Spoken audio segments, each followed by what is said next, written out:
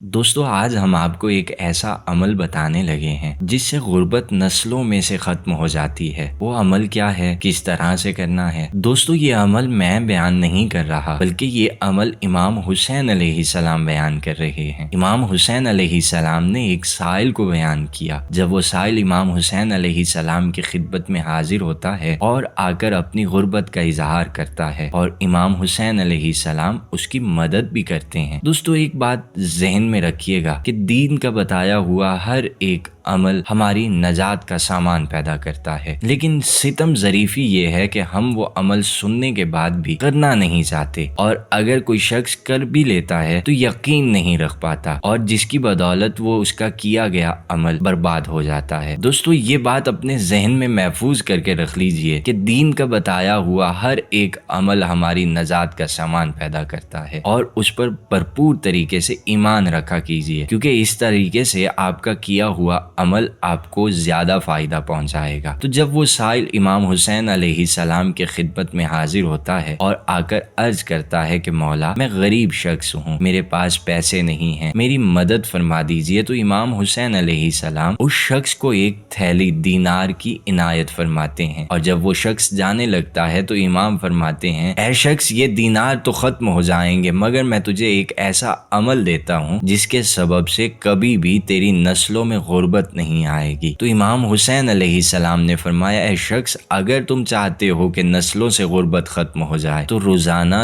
200 مرتبہ سورہ اخلاص کی تلاوت کر لیا کرو۔ قل هو اللہ احد اللہ الصمد لم یلد ولم یولد کی تلاوت کیا کرو ہر دن 200 مرتبہ۔ اس طریقے سے تمہاری نسلوں میں غربت ختم ہو جائے گی۔ دوستو اگر ہو سکے تو اس عمل کو کرنا شروع کر دیجئے۔